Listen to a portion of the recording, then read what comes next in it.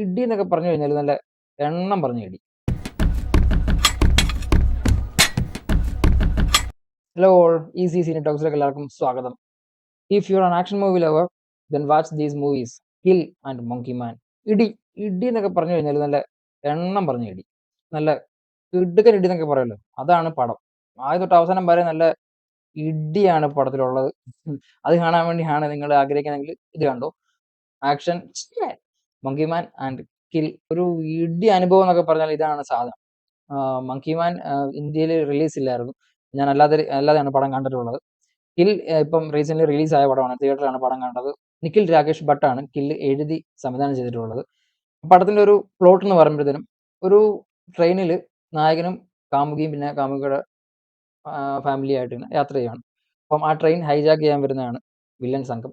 അവർ ലെഫ്റ്റാണ് അവരുടെ ഉദ്ദേശം. ട്രെയിനിലുള്ള ആൾക്കാരെ ഇങ്ങനെ കൊള്ളയടിക്കാനുള്ളതാണ് ഉദ്ദേശം. പിന്നെ അവർ തമ്മിലുള്ള സംഘടനയും കാര്യങ്ങളും ഒക്കെയാണ്. അപ്പം ഈ പടം കാണാൻ വേണ്ടി ഞാൻ ടിക്കറ്റ് എടുക്കാൻ വേണ്ടി പോയപ്പോഴത്തേനും, ടിക്കറ്റ് എടുത്തിട്ട് ഞാനിങ്ങനെ ചേട്ടനോട് ചോദിച്ചിട്ട് സബ് ടൈറ്റിൽ ഉണ്ടോ എന്ന് ചോദിച്ചപ്പോൾ പുള്ളി പറഞ്ഞു ഉറപ്പില്ല, ഉണ്ടോ ഇല്ലയോ എന്ന്, എനിക്കൊന്ന് വൈകിട്ടേ കൺഫേം ആവുള്ളൂ. ഓക്കെ, ഞാൻ ഓർത്ത് പടം ചുമ്മാ പൊട്ടനാട്ടം കാണുന്ന പോലെ പോയി ഇരിക്കേണ്ട വരുമോ എന്ന് വിചാരിച്ചപ്പോഴത്തേനും ഇതിനകത്ത് അങ്ങനെ വലിയ കാര്യമായിട്ട് സംസാര കാര്യങ്ങളൊന്നും ഇല്ല. ആദ്യം മുതൽ അവസാനം വരെ നല്ല ഇടി, ബെസ്റ്റ് ഇടി. അതുകൊണ്ട് നമുക്ക് മനസ്സിലാകും ഇന്നയാണ് കാര്യങ്ങൾ.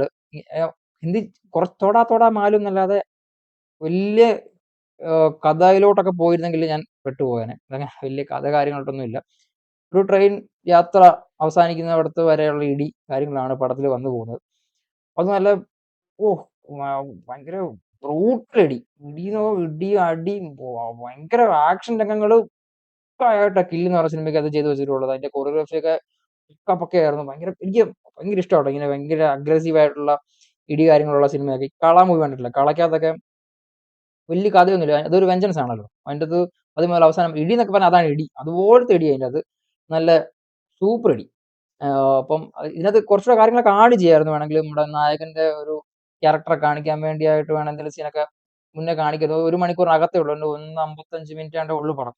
അപ്പം എന്തെങ്കിലും കാര്യങ്ങൾ ആഡ് ചെയ്യാനുള്ള സമയം ഉണ്ടായിരുന്നു. 2-2.5 മണിക്കൂർ ആയാലും വലിയ കുഴപ്പമില്ലായിരുന്നു എന്ന് എനിക്ക് തോന്നി. എന്നാലും ഈ ട്രെയിൻ യാത്ര മാത്രം ആയതുകൊണ്ടായിരിക്കും അവർ 2 മണിക്കൂറിനകത്ത് ഒതുക്കിയത്. അപ്പം അത് നന്നായി. എന്തായാലും നമുക്ക് ലാഗ് ഒന്നുമില്ല.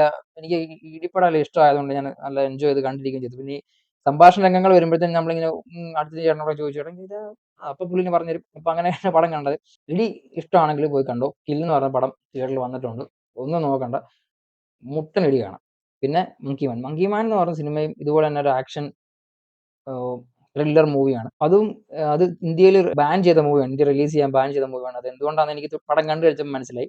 അത് നിങ്ങൾ പടം കണ്ട് തന്നെ മനസ്സിലാക്കുന്നതായിരിക്കും നല്ലതെന്ന് എനിക്ക് തോന്നി. ദേവ് പട്ടേലാണ് പടത്തിന്റെ ഡയറക്ടർ. സ്ലം ഡോഗ് മില്യണറിനകത്തെ ഹീറോ ആയിരുന്നു ദേവ് പട്ടേൽ.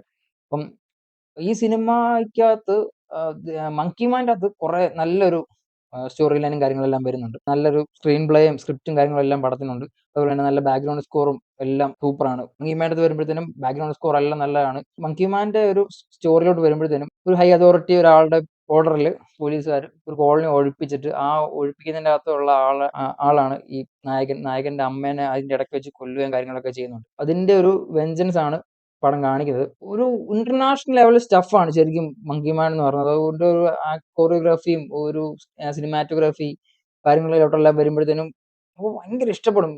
കണ്ടിട്ടില്ലാത്ത രീതിയിലുള്ള കുറെ ഷോട്ടും കാര്യങ്ങളും.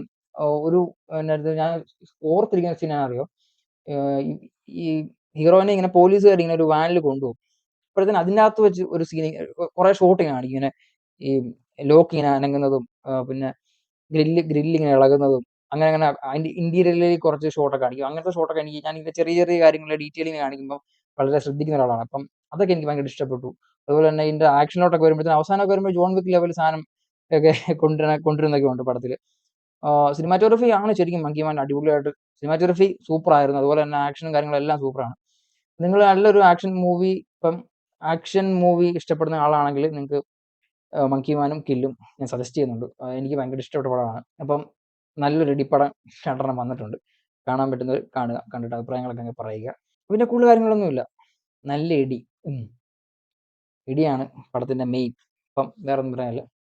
Thank you.